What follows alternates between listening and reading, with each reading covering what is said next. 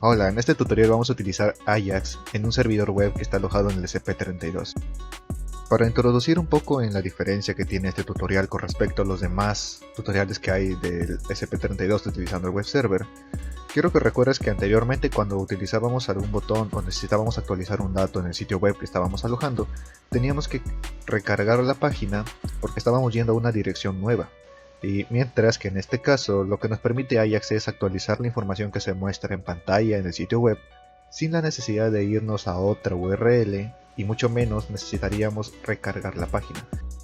Esto es algo que veremos en la explicación del código que sigue más adelante. Antes de empezar con la revisión del código, veamos primero este diagrama de conexión. Como podemos ver, el ESP32 tiene conectados en puntos en común con los pines de negativos o cátodos de los diodos LED.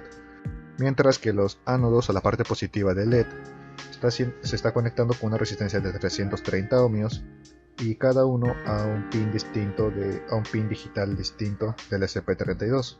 Tenemos un LED conectado al pin 23 y otro conectado al pin 22.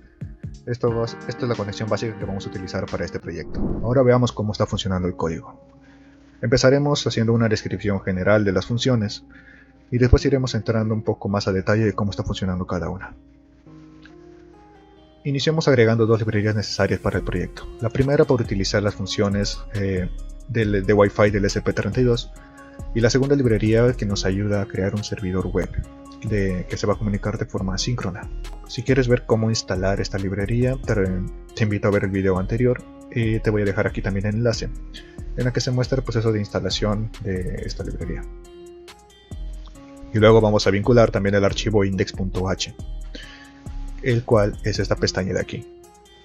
Si estás recién creando el archivo, tú puedes crear también una pestaña yendo a este menú de la derecha, la primera opción que es nueva pestaña, y le agregas un nombre. Por ejemplo, en este caso, a modo de ejemplo, voy a poner index2.h y ya está. Sin embargo, yo no necesito esta, así que la voy a borrar, pero esa es la manera en la que tú tienes que hacerlo. Luego creamos unas variables para almacenar el valor del nombre de la red y también la contraseña. Luego creamos unos parámetros, unas variables constantes tipo char, que serán los parámetros que vamos a utilizar más adelante.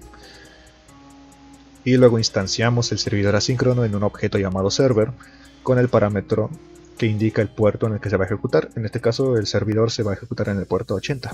Y luego creamos una función llamada processor, que a modo de resumen lo que hace es reemplazar o añadir código en unos elementos HTML dentro de la página web. Luego en la sección de setup iniciamos la comunicación serial. Configuramos el pin 22 a modo de salida y que esté en un estado bajo, así como también el pin 23. Utilizamos las funciones de Wi-Fi para conectarnos a la red que hemos indicado anteriormente. Y una vez que se haya realizado la conexión, vamos a imprimir la IP local del ESP32. Utilizamos las funciones de Wi-Fi para conectarnos a la red que hemos indicado anteriormente, ya que aquí colocamos como parámetro el nombre y la contraseña. Y una vez que se haya realizado la conexión, imprimiremos la IP local que se le ha asignado al ESP32. Y aquí tenemos unas instrucciones que son relacionadas al servidor. Y esta aquí nos indica que cuando tengamos una solicitud o una petición en método get hacia el directorio principal, le vamos a responder con texto en HTML y específicamente con el contenido que está dentro de la variable o matriz llamada index-html, que justamente está en este otro archivo. Y también haciendo caso a la función de processor que ya vimos anteriormente. Y lo que tenemos aquí es que cuando se haga una petición a esta dirección, vamos a crear dos variables de tipo string en la que vamos a almacenar los parámetros que se han declarado anteriormente. Se están preparando aquí la respuesta a la solicitud y una vez que se tengan todos listos, se van a enviar como texto plano. Ahora sí vamos a entrar un poco en más partes porque tenemos que ver cómo es que un archivo o una función se está relacionando con la otra. Pero también iremos paso a paso. Para iniciar, los archivos .h son cabeceras o headers utilizados por los programas escritos en C o C++. por lo tanto no es contenido HTML nativo. Así que lo que vamos a hacer es crear una variable de tipo char, prácticamente una matriz que se va a llamar index-html, y utilizamos la instrucción procmem, que nos dice que esta variable, en lugar de ejecutarse en la SRAM, va a ejecutarse en la memoria flash, que es donde suele ir el programa una vez que se sube al SP32.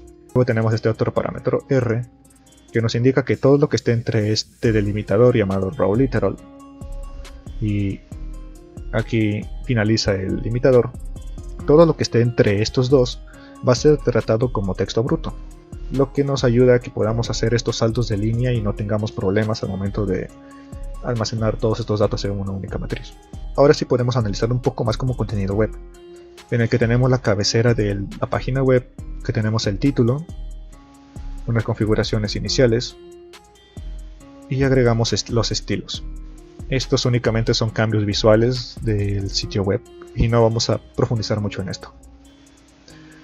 Luego tenemos el cuerpo de nuestro sitio, en el que vamos a tener un título que tendrá el texto web server embebido Ajax, y luego tenemos la variable pros, lectura botón, que se relaciona a esta función de aquí.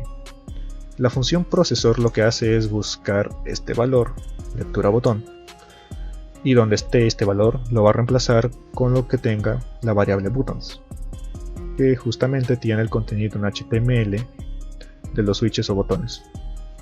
Primero iniciamos con un título para poder identificar más rápido el botón. Esto es nada más visual, pero luego tenemos una etiqueta que es de clase switch, que es más como una buena práctica al momento de trabajar con estos elementos. Y aquí tenemos lo que nos está interesando, es un elemento, una etiqueta HTML que indica que hay una entrada de datos, que va a ser de tipo checkbox. Lo único que estamos haciendo hasta este momento es tener una casilla en la que vamos a marcar o desmarcar. Luego tenemos otros parámetros que en este caso nos indica que cuando haya un cambio en este checkbox se va a llamar al script o la función Google Checkbox, que veremos después. A este elemento input se le está añadiendo un ID, que en este caso estamos utilizando los números correspondientes a los pines que están conectados a los LEDs. Y tenemos otra función llamada output state, que ya también vamos a ver después. Y para finalizar le damos una clase de tipo slider, que nos va a dar este aspecto de switch, en lugar de simplemente ser una casilla que se pueda marcar o desmarcar. Lo que va a hacer output state es recibir como parámetro un valor entero, y en este caso lo que le estamos dando son los valores de los pines en los que va a estar conectado el LED.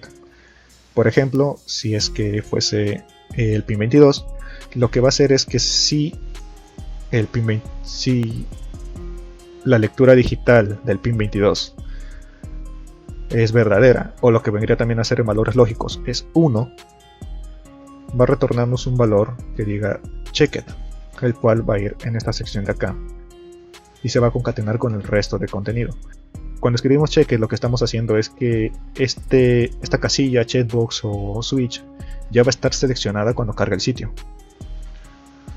Entonces en este caso, si la lectura de este pin es verdadera o está activado, quiere decir que el LED está encendido, por lo tanto deberíamos activarlo como checked. Pero en el caso de que no, en el caso de que esto esté en un estado bajo, que recordemos que los pines inician en su estado bajo, solamente tendremos un valor vacío, por lo tanto nuestro switch iniciará desactivado. Y ahora esta función de aquí, onChance. Cuando detectemos un cambio en nuestro checkbox, vamos a llamar a este script de aquí, llamado Toggle Checkbox, que está en esta sección de nuestra página. Si notas, acá tenemos como parámetro el término dis, que hace referencia a que estamos tomando nuestro elemento de tipo checkbox, o sea, nuestro elemento de input, como parámetro de esta función. Así que dentro de aquí lo vamos a nombrar como element. Después vamos a crear o vamos a instanciar la instrucción XML HTTP request en una variable llamada XHR. Y que para dar un dato adicional, esta instrucción de aquí es la que nos permite tener la comunicación asíncrona o la obtención de información de otra dirección URL de forma asíncrona, lo que nos permite obtener esa información sin tener que recargar el sitio web.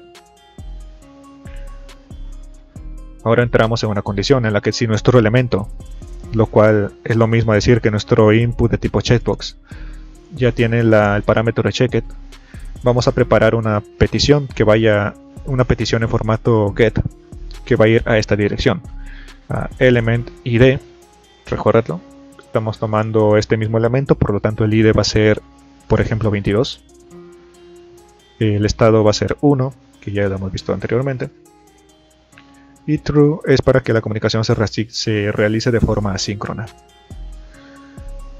De lo contrario, si nuestro elemento no tiene la propiedad de checked, quiere decir que está desactivado y que nuestro estado va a ser 0. Entonces vamos a hacer una petición a este sitio. Y una vez que ya se tiene realizada y una vez que ya se tiene preparada la petición, esta petición será enviada. Y así es como vamos a obtener información de esta dirección para que se vea visualizada en la página web. Ya que ya hemos subido nuestro programa al ESP32, empezaremos a ver esta línea de puntos que indica que está intentando conectarse a la red Wi-Fi a la que hemos especificado la dirección, y como programamos, nos entrega la dirección IP local del ESP32. Lo que tenemos que hacer ahora es ir a tu dispositivo. Lo que tienes que hacer ahora es abrir el navegador en algún dispositivo que esté conectado a la misma red. Puede ser tu propia computadora o incluso un teléfono inteligente. Por ejemplo, yo estoy utilizando un teléfono, así que vamos a ir a la dirección IP que me está indicando el monitor.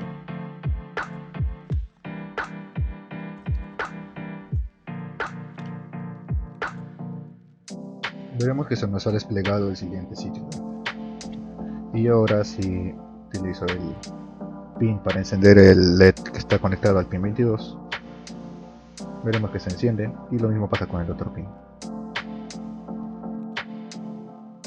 Como puedes notar, cada vez que presiono el switch y cambia su estado, la dirección no cambia y tampoco la página se está volviendo a recargar. Esta es una de las ventajas de utilizar Ajax. Suscríbete para ver más tutoriales y comparte este con tus amigos. Esto nos ayuda mucho a seguir creando material para ustedes. Muchas gracias por ver el video y hasta la próxima.